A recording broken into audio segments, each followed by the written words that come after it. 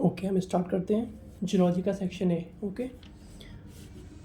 Video देखने से पहले बस मैं एक बात बोल दूं कि अगर आप सच में नीट का पेपर आपने दिया है और आपको सिलेक्शन चाहिए तो कहीं से भी है ना, आपको पूरा पेपर सॉल्व करना पड़ेगा। खुद से करो, देख के करो, कैसे भी करो, सारा पेपर उसके सारे क्वेश्चंस आपको आने चाहिए। तब जाके कुछ आपके अंदर भी कॉन्फिडेंस आएगा कि हाँ पेपर इजी आता है, पेपर ऐसा आता है, पता चलेगा आपको।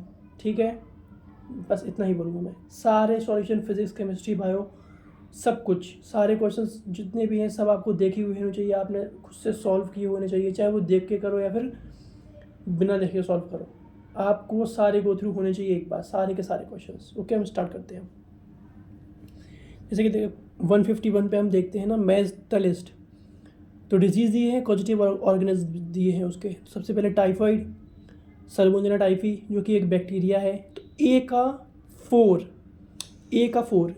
फोर सिर्फ एक ही ऑप्शन में है, तो ए का फोर हम इससे ऑप्शन से आंसर पढ़ पाएंगे, एकदम सिंपल है ये तो। बाकी भी देख लो, लेस माने डोनो वो ना, ए बी का 3, रिंग बॉम सबको पता रहता है, फंगस है, फिलेरियासिस, निमेटोड हो गया। ठीक है, next 152, non medicated intrauterine devices में क्या होता है, नॉन मेडिकेटेड में लिपर स्लूप होता है, ये सबको पता रहता है। Copper releasing multiload 375, hormone releasing LNG20,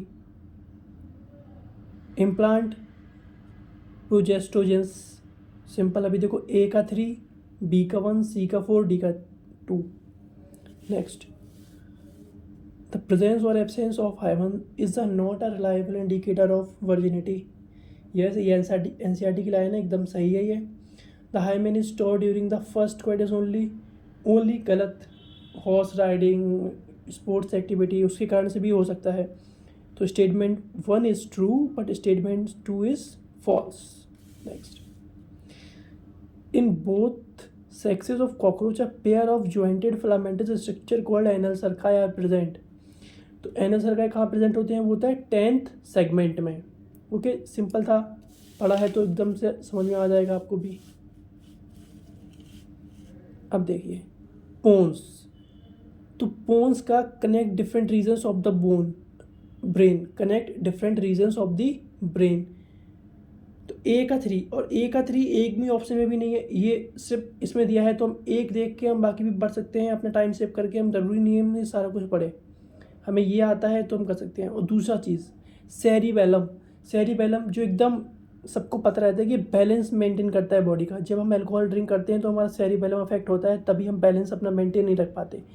तो सेरिबेलम है जो मेन फंक्शन है ना बॉडी का बैलेंस मेंटेन करना। तो डी का 1, ऐसे भी देखो डी का 1 सिर्फ एक ऑप्शन में है, अगर हमें ये पता था तो हम सारा आसानी से कर पाते हैं, सारा टाइम भी सेव कर पाएंगे अपना। तो ऐसे आपको ये करना पड़ेगा। विच of the following is not a steroid hormone, glucagon तो एक पेप्टाइड हार्मोन है, इसलिए ये आंसर हो जाएगा हमारा। ये बिल्कुल सिंपल है। ये देखिए, which one of the correct product of DNA dependent RNA polymerase. ठीक है, 3 days से 5 days ये हमें पता है, ये टेम्पलेट और एंटीसेंस कोडॉन है, ये दिया है हमें इसका कॉम्प्लीमेंट्री चाहिए। तो देखिए अब 5 days से 3 days, तो देखिए T की जगह A की जगह U, C की जगह G।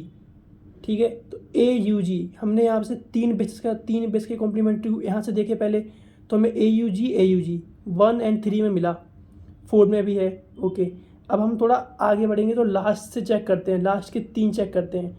देखो सेकंड लास्ट, देखो CAT, सेकंड लास्ट में देखो C का G, A का U, T का A। अगर हम सेकंड लास्ट चेक करेंगे तो हमें इसका आंसर मिल जाएगा, तो हमें 57 का आंसर मिल जाएगा 3। अब ये देखो, ये डायग्राम था एज इट इज़ गिवन है NCERT में डायग्राम। तो जो ए है वो क्या है, स्केलेटन मसल है, ठीक है, ट्राइसेप्स और बाइसेप्स। बी क्या है, स्मूथ मसल है, स्टमक। सी क्या है, कार्डियक मसल, हार्ट।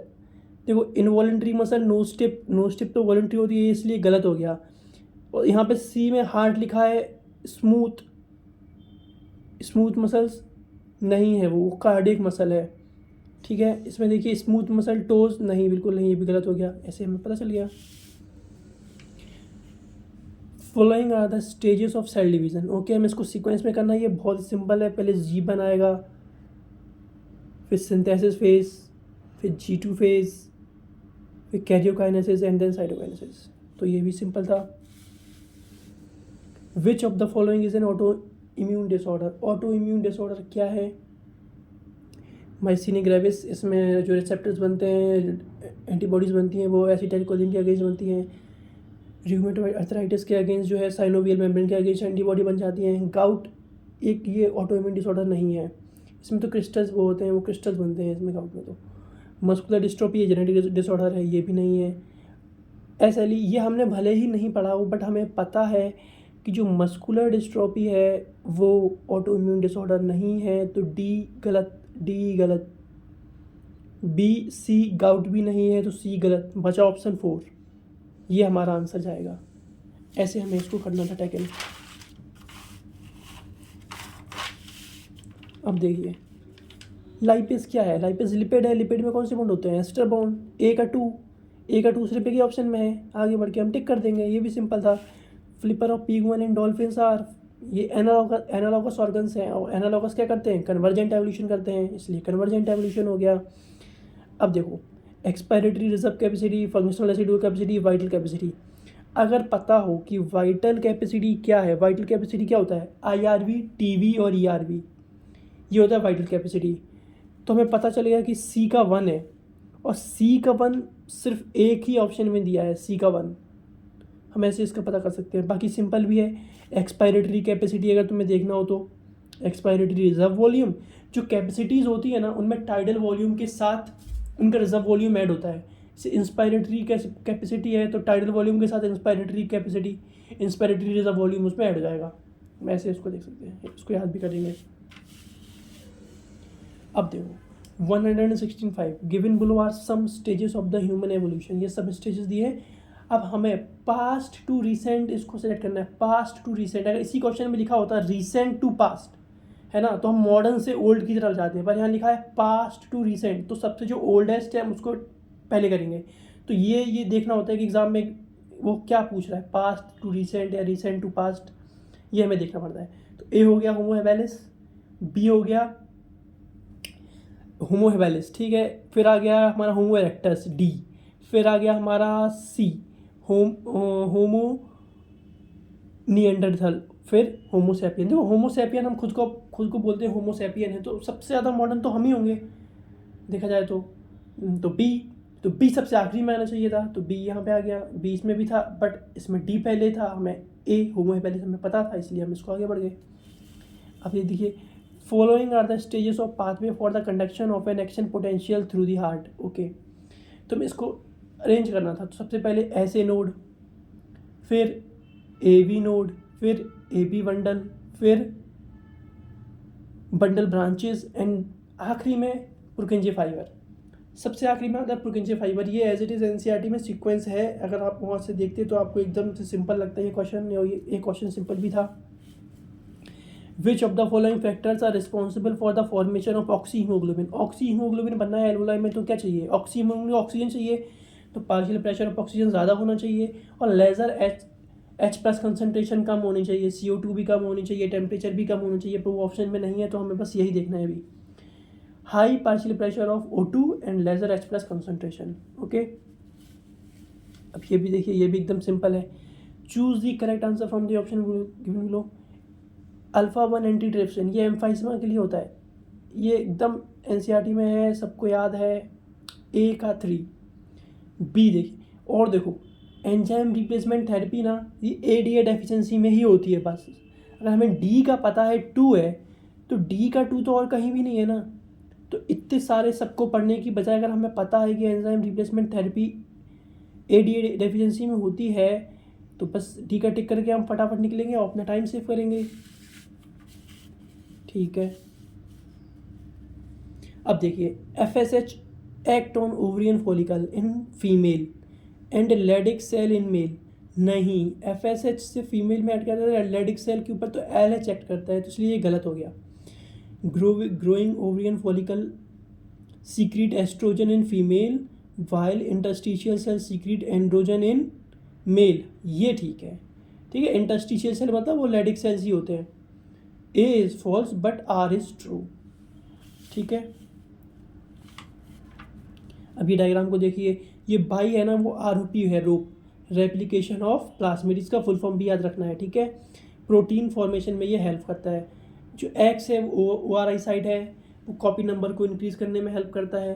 तो ऑप्शन पढ़ेंगे देखेंगे, the gene X is responsible for the controlling the copy number of the link DNA and Y for the protein involve in the replication of plasmid. Simple हो गया। इसको ध्यान से पढ़ेंगे, ये काफ़ी कंफ्यूजिंग वाला था। देखिए कोकीन, एरिथ्रोजाइलम, कोका, वो नहीं लिखा बस कोकी। तो ए का हो गया 3, ऐसे मैं ऐसे करता हूँ, ए का हो गया 3, तो मैं यहाँ लिख लेता हूँ ऐसे, ए का 3, ए का 3, हमें अपना आंसर मिल गया।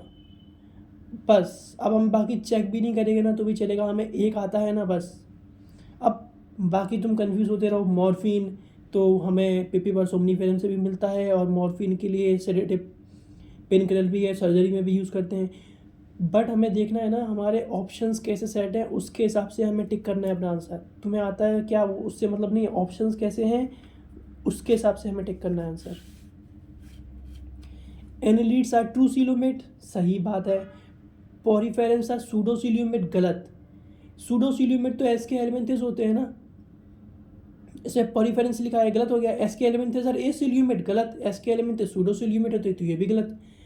प्लेटी एलिमेंट है सूडो सीलोमेट, प्लेटी एलिमेंट तो ए सीलोमेट होते हैं तो ये भी गलत। तो सिर्फ सही क्या है फिर, A, only A is correct. In nephron the descending limb of loop of Henle is impermeable to water, गलत। Permeable to water and impermeable to electrolyte, ये उल्टा लिख दिया इनने, इसलिए गलत हो गया। The PCT is lined by simple columnar brush border epithelium, columnar नहीं होता, क्यूबॉइडल होता है। Simple cuboidal glandular brush border epithelium, ये भी गलत। Both statement 1 and 2 are false.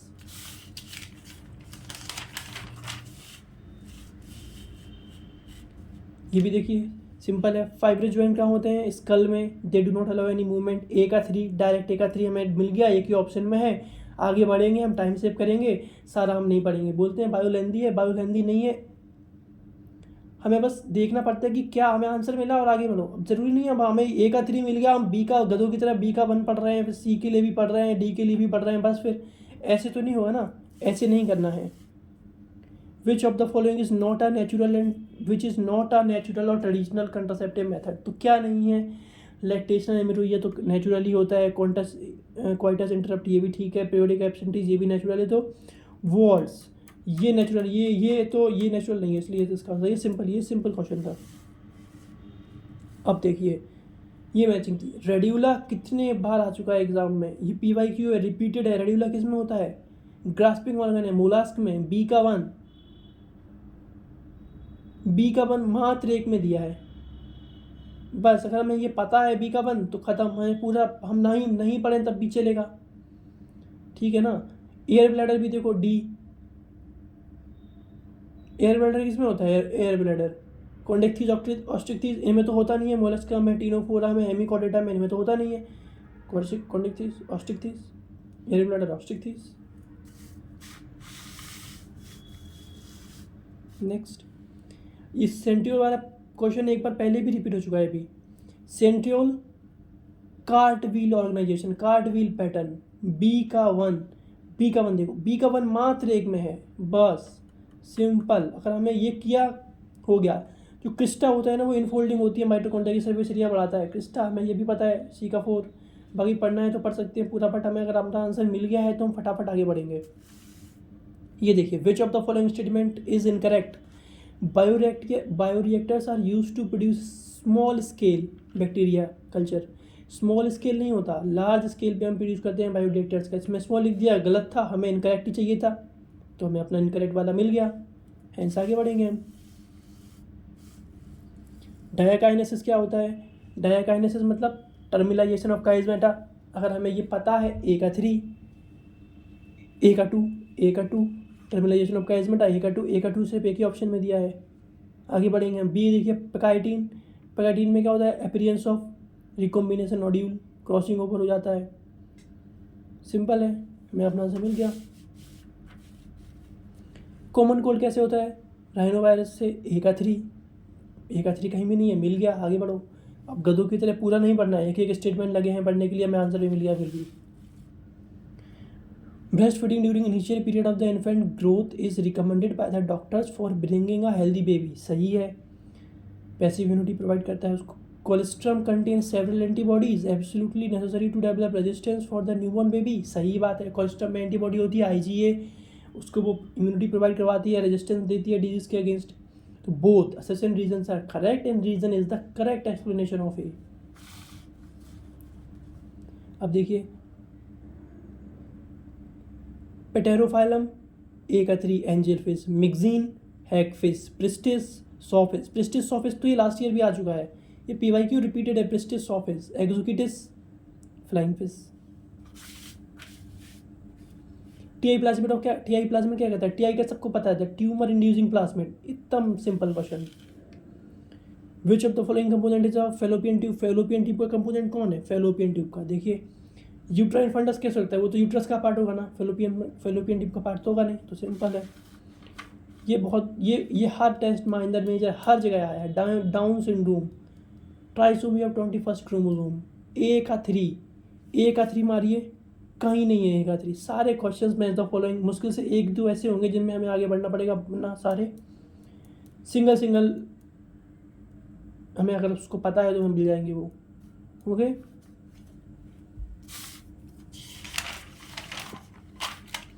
Zoology का सेक्शन भी देखते हैं। Following the statement about the non chordate. तो नॉन कॉर्डेट के जो कुछ एप्रोप्रिएट करेक्ट आंसर्स हैं वो नॉन कॉर्डेट के हमें देखना है। Pharynx is perforated bye Gill slit, गलत। नोटोकॉर्ड इज एब्सेंट, सही बात है। CNS इज डॉर्सल, गलत, वेंट्रल होता है। हार्ट इज डॉर्सल, सही। पोस्ट इनल टेल इज एब्सेंट, सही। B, D, E। ये थोड़ा NCERT से बोल सकते हैं कि हम बाहर से क्वेश्चन था ये 187 वाला। Mesozoic era, birds and reptile. Cenozoic era, mammals. हम एरा का पीरियड से देख के अगर हमें ये पता है ना कि ये जो एरा है जो मॉडर्न पीरियड की तरफ आ रहे हैं, तो एनिमल्स भी एडवांस होते जाएंगे। जो सीनोजोइक एरा है ना वो सबसे एडवांस है, सबसे एकदम लेटेस्ट है, तो हमें उसको पता होना चाहिए कि मैमल्स, ठीक है ना। तो ऐसे हम उसको देख सकते हैं, A का 3, B का 1, C का 4। अब तो ये सबको याद होना चाहिए कि कभी भी एग्जाम में रिपीट हो जाएगा, क्योंकि एक बार आ चुका है फिर। The cerebral hemisphere connected by the nerves tract also known as corpus callosum, ठीक है। ब्रेन स्टेम क्या होता है? ब्रेन स्टेम एकदम पता होना चाहिए एकदम। Midbrain, pons and medulla oblongata. Midbrain, pons, medulla oblongata. तो statement 1 is correct but statement 2 is incorrect. ये भी देखिए NH किस पे एक्ट करता है? लेडिक सेल पे, Leydig cell, androgen spermatid formation. FSH act on Sertoli cell release some factor, वो फैक्टर रिस्पॉन्सिबल होते हैं स्पर्मायोजेनेसिस के लिए। स्पर्मेटो नहीं, स्पर्मायोजेनेसिस, ये ध्यान रखना है। और ये भी ध्यान रखना है कि A B इसका है, B इसका नहीं है, ठीक है ना। ABCD इसमें पता चला, इसके चक्कर में आंसर गलत कर लो अपने आप। RNA पॉलीमरेज 3 क्या कराता है? RNA पॉलीमरेज 3 tRNA और SNRNA, ठीक है। tRNA और SNRNA, देखो ऐसे मैंने याद किया था। RNA पॉलीमरेज 3 T for 3 और T for tRNA, तो T से T हो जाएगा, T for 3, T for T। A का 4 मिला, खत्म, सिंपल, आगे बढ़ गए। अब देखो ये सबको पता होता है, जो होता है क्रेटिनिज्म क्या होता है? हाइपोथायरॉयडिज्म से होता है स्टंट ग्रोथ। D का 2 मैंने ऐसे ही टिक किया था, बस खत्म। मुझे एक क्रेटिनिज्म दिखा, सबसे पहले मैं ऑप्शन में देखता हूँ ऐसा कौन सा ऑप्शन है जो सिर्फ एक ही है, क्योंकि हमें बस वही पढ़ना पड़ेगा।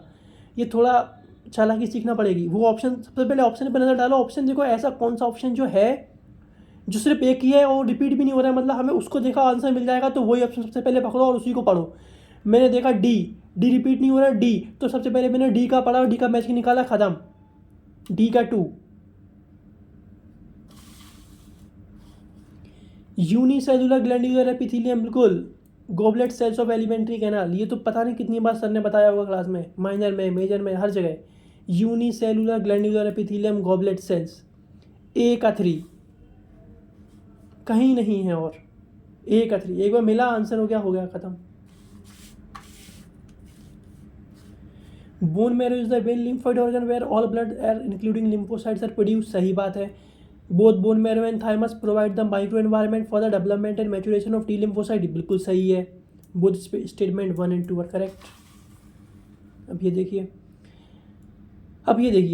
100 से 150 yellow coloured thin filamentous junction midgut and hindgut, जो क्या है, ये क्या है, ये मेल्फिगियन टिब्यूल है ये, ठीक है ना। The structure use for the storage of food, वो क्रूप है।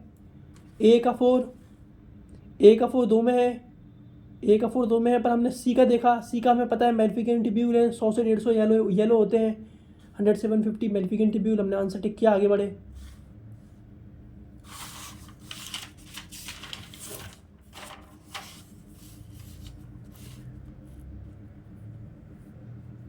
Choose the correct statement given below regarding the juxtamedullary nephron. Juxtamedullary loop of Henle of juxtamedullary nephron run deep into the medulla. देखो इसके नाम में ही है juxtamedullary, मतलब medulla में वो अंदर तक है, डीप है, deep run into the medulla, यही करेक्ट है। आगे बढ़ गए, बाकी ऑप्शन भी देख सकते हो आप। ये वाला क्वेश्चन तो ऐसा है ना कि हर बार एग्जाम में कैसे ना कैसे फॉर्म में आता ही है। पी वेव वो क्या है, डीपोलराइजेशन ऑफ द आर्टरीज। ए का 3 देखो, एक से बस मिल जाता है हमें, एक अगर हमें आता है ना, बाकी मिल जाता है अपने आप। अब ये देखो, एज पर ABO blood grouping the blood group of father is B. Positive से कंफ्यूज नहीं होना है, बस वो लिख दिया उन्हें कंफ्यूज करने के लिए। फादर का क्या है बी, मदर क्या है ए, चाइल्ड है ओ। तो अब हमें बताना है अगर चाइल्ड ओ है तो फादर क्या होगा और मदर क्या होगा। तो सबसे पहले देख लो चाइल्ड ओ, तो ओ के लिए हम जीन कैसे लिखते हैं, आई। अब ओ है, एक आई तो फादर से आएगा, एक मदर से आएगा, मतलब फादर में भी एक आई होना चाहिए और मदर में भी एक आई होना चाहिए। तो देखो फादर में भी एक बी के साथ आई है और मदर में भी है, सिंपल, भूल लिए। Gauss competitive exclusion principle state that two closely related species competing for different resources, यार अब रिसोर्स से डिफरेंट रिसोर्सेज के लिए अगर वो कम्पीट क्यों करेंगे, अपनी अपनी रिसोर्स पे रहेंगे, वो सेम रिसोर्स के लिए वो कम्पीट करते हैं, इसलिए तो गलत हो गया। According to Gause principle competition the inferior will be eliminated there में भी इफ रिसोर्सेज आर लिमिटिंग, बिल्कुल सही है। अगर लिमिटिंग रिसोर्स है तो इन्फीरियर को एलिमिनेट होना पड़ेगा। Statement 1 is false, statement 2 is true. अब देखिए सबसे पहले क्या होता है इसमें, substrate bind to active site, okay, then substrate enzyme complex form, then chemical bond of the substrate broken, then release of product, last free enzyme ready to bind with another substrate. EABCD, ये देखिए mitochondria and chloroplast are both double membrane bound organelle, सही बात है। Inner membrane of mitochondria is relatively less permeable as compare to chloroplast. अब ये थोड़ा मतलब पता नहीं कैसे कंपेयर कर रहे हैं, इनर मेम्ब्रेन ऑफ माइटोकॉन्ड्रिया को कंपेयर कर रहे हैं। पहली बात तो माइटोकॉन्ड्रिया की मेम्ब्रेन और क्लोरोप्लास्ट की मेम्ब्रेन को हम कैसे कंपेयर कर रहे हैं, चलो ठीक है, इन्होंने बोल दिया कर रहे हैं compare. Inner membrane of mitochondria is relatively less permeable as compare to chloroplast, तो ये गलत हो गया यहाँ पे। माइटोकॉन्ड्रिया की इंटर मेम्ब्रेन इज रिलेटिवली ज़्यादा परिमेल होती है, एनसीईआरटी में लिखा है। अगर हम ध्यान से उसको हम एनसीईआरटी को पढ़ेंगे तो वहाँ पे हमें मिल जाता है ये स्टेटमेंट। थोड़ा सा उन्होंने लैंग्वेज को ट्विस्ट करके लिखा है, बट हमें मिल जाता है वहाँ पे। तो statement 1 is correct and statement 2 is incorrect, hence answer is 1। Thank you. अगर आपने ये सारा सॉल्यूशन देखा है एंड तक तो आपको सारे क्वेश्चन समझ में आए होंगे और पता लगा होगा कि सारे क्वेश्चंस एनसीईआरटी से आते हैं, एनसीईआरटी पढ़ना कितना इंपॉर्टेंट है। इसलिए सारा फोकस एनसीईआरटी पे करिए और सॉल्यूशन को ज़रूर देखिए। Thank you.